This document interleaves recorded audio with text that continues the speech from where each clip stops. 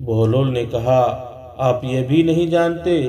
उठकर आगे चलना ही चाहते थे कि शेख साहब ने दामन पकड़ लिया और कहा, जब मैं नहीं जानता तो बताना आप पर वाजिब है। बिस्मिल्लाहिर्रहमानिर्रहीम। शेख जुनैद बगदादी रहमतुल्लाह अलैह एक दफ़ा अपने मुरीदों और शागिर्दों के साथ बगदाद की सैर के लिए निकले। उन्होंने बहलोल के बारे में पूछा तो किसी ने कहा, सरकार, वह तो एक दीवाना शख्स है और अपने आशा को घोड़ा बनाकर सवारी कर रहा होता है। शेख साहब ने कहा, मुझे उसी दीवाने से काम है, किसी ने आज उसको देखा है? एक ने कहा, मैंने फला मकाम पर उसको देखा है। सब उस मकाम की तरफ चल दिए। हजरत बहलोल वहाँ रेत पर बैठे हुए थे। शेख साहब ने बहलोल को सलाम किया। बहलोल ने सलाम का जवाब दिया और पूछा, कौन हो? शेख साहब ने बताया, बंदे को जुनैद बगदादी कहते हैं। बहलोल ने कहा, वही जो लोगों को दर्स देते हैं? कहा, जी अल्हम्दुलिल्लाह। बहलोल ने पूछा, शेख साहब, खाने के आदाब जानते हैं? कहने लगे, बिस्मिल्लाह कहना, अपने सामने से खाना, लुकमा छोटा लेना, सीधे हाथ से खाना, खूब चबा कर खाना, दूसरे के लुकमा पर नज़र न करना, अल्लाह का जिक्र करना, अल्हम्दुलिल्लाह कहना, अव्वल व आखिर हाथ धोना।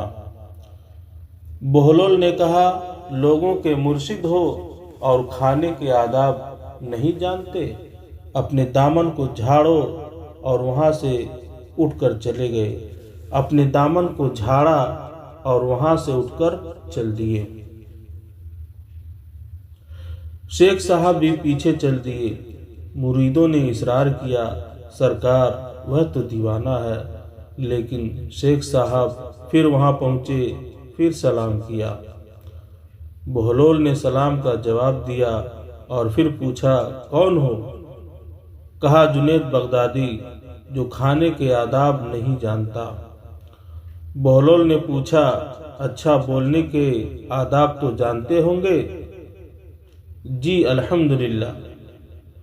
मुतकल्लिम मुखातब के मुताबिक बोले, बेमौका, बेमहल और बेहिसाब न बोले, जाहिर व बातिन का ख्याल रखे।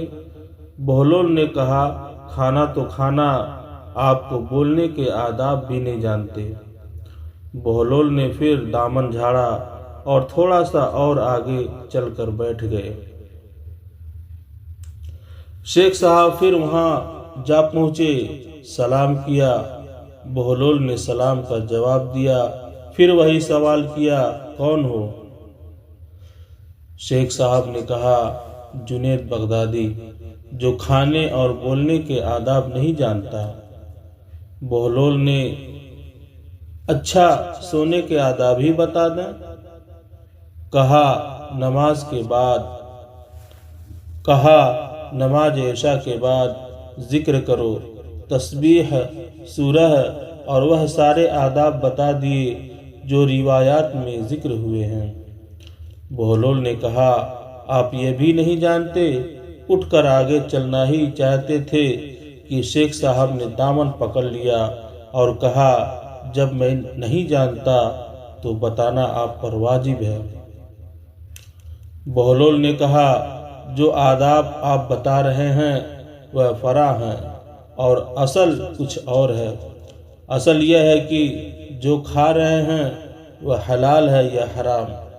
लुकमा हराम को जितना भी आदाब से खाओगे वह दिल में तारीकी ही लाएगा, नूर व हिदायत नहीं। शेख साहब ने कहा, जज़ाकल्लाह। बहलोल ने कहा, कलाम में असल यह है कि जो बोलो अल्लाह की रज़ा व खुशनुदी के लिए बोलो। अगर किसी दुनियावी गरज के लिए बोलोगे या बेहुदा बोलोगे तो वह वबाल जान बन जाएगा। सोने में असल यह है कि देखो दिल में किसी मोमिन या मुसलमान का बुग़्ज़ लेकर या हसद व कीना लेकर तो नहीं सो रहे हो? दुनिया की मोहब्बत, माल की फिक्र में तो नहीं सो रहे? किसी का हक गर्दन पर लेकर तो नहीं सो रहे?